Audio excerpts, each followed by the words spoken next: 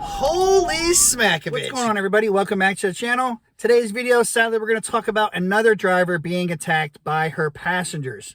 This crap needs to stop, okay? These companies need to be held liable when things like this happen because, let's face it, they let passengers put in whatever fake name or whatever they want, and nothing ever happens. They let third-party riders join in, and if something happens, they just, oh, what do you always get? That canned response of, we banned the user from being able to use the platform. What the hell good does that do? Does that bring any justice to anybody? Hell to the no, okay? That's a negative ghostwriter right there. They deserve the smackovich. They need to do something better to help protect their drivers. Because let's face it, guys, without drivers out there, what do they got? A stupid app on a phone. That's it. They have nothing at all whatsoever. You are what makes them money and make everything work. So please take a look at this video and we'll talk a little bit more after. That was it. I thought I was never, ever going to be able to see my family again. Nearly a week after this Uber driver was attacked, the bruises to her face and head are still very much visible. And the trauma, she says, is resounding. The victim, who wanted to only be identified by her first name, Melissa, was working in the early hours of February 28th when she picked up 4 young men in Highland Park and headed to North Chicago. A big red flag for Melissa, she says, was they waited for 18 minutes for her to get there for a ride that would only last 4 minutes. I was prepared for the worst, but hoping that my gut was just wrong. When it was time for drop-off along Honore Avenue near Martin Luther King Drive, she says things took a terrifying turn when one of the men got out of the car and forced open her door, attempting to drag her out. The others then started attacking her. He scooted over and started beating me in the back of the head with a gun. And then the guy next to me was pounding me in the face. The brutal attack ended when she was forced out and her attackers drove off in the Kia Wave, which was a rental. You know, Melissa spoke to us at the Park Ridge office of the Independent Drivers Guild, the union that represents rideshare drivers. What she says is troubling about the attack is that it could have been prevented, as Uber allows passengers to see the driver's photo before pickup, while drivers cannot see their riders' photos, which leads her to believe that they targeted her because she was an older woman. But if they know ahead of time, they can literally plan attacks, and I think that would cut down on attacks tremendously if people can't target specific drivers based on appearance, gender, or make of car. Sometimes there's a picture of a person, but it might be a picture of a flower or their dog or anything. So we literally don't know who's getting in our car. Now, in response to our story, an Uber spokesperson told us that they are now in touch with Melissa as she recovers from this attack, also adding that the rider in this case has been banned from their platform. This as Uber will continue to work with local law enforcement on what they describe as a very active investigation. See that, guys? You see that? That's horrible. Thankfully, this lady came out with her life. But, I mean, what? Now she got beat up. They stole her rental car, which is like another gut shot right there. Like, what the heck? Okay, and like I tell everybody all the time, you know, protect yourselves by any means necessary. Okay, obviously, be legal, but protect yourselves because these companies don't care if you make it home or not. All right, and to me, my number one priority out there is for all drivers to make it home at the end of the day to their families. All right, and I know everyone's out there trying to make money, you know, to the best of their abilities by doing, you know, rideshare. And sadly, you know, over the years, the only thing that's happened is what? The money you make is going down, down, down. And everything else, the violence and everything else on drivers is going up, up, up. Something's got to change here. All right. These companies need to be held liable. They need to do more. They need to make passengers provide real names, real photos, because I'm tired of sitting there seeing people, you know, like Pimp Daddy D, your mama, you know, Big Dog, your mom, like just so many names out there. And then a picture of a cat, dog, elephant, you know, even some D pics.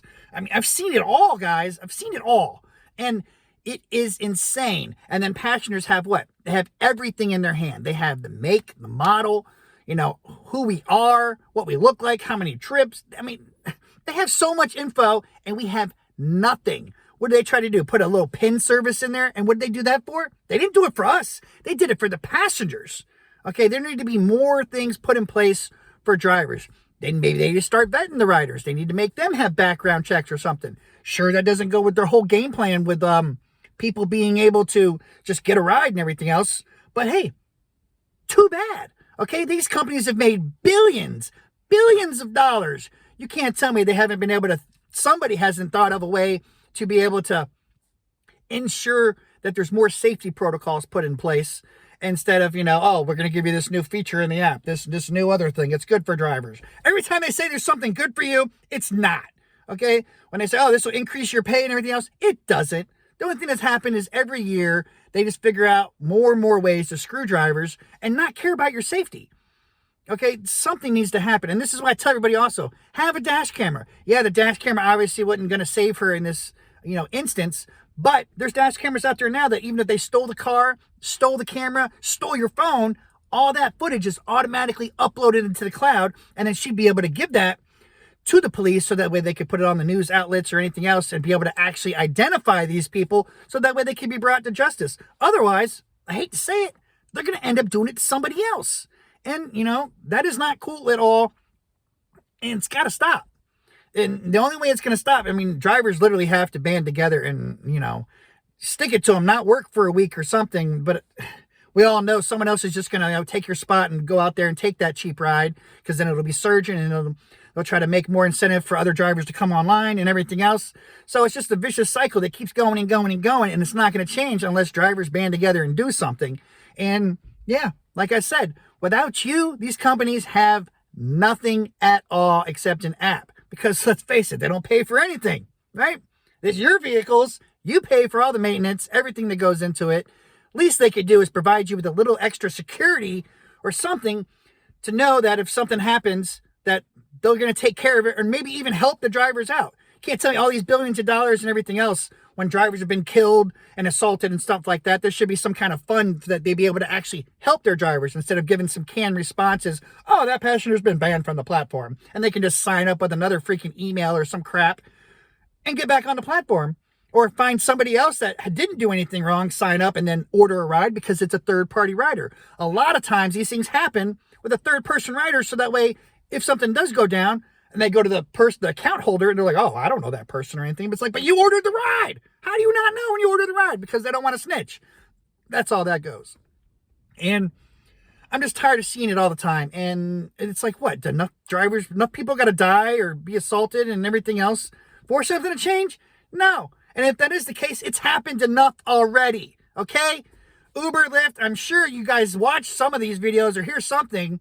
You need to do better. You need to do better. Bottom line. And nothing's going to change unless the drivers try to help make it change by, not driving for these damn platforms. Let's just be honest. Okay, that's like the only way anything ever is going to happen.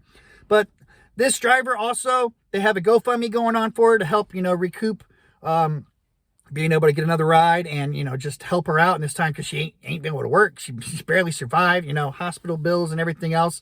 So if you'd like to donate and help her out, I will leave that link in the description below and I'll pin it to the comment. So that way all you have to do is sit there and, see that. That is the legit link to her GoFundMe, and everything there will help go to her. So once again, guys, please be safe out there. Do your thing, get your money, protect yourselves by any means you feel is necessary, but, keep it legal. And, yeah, as I always tell people, Uber and Lyft on or don't. Peace out, everybody.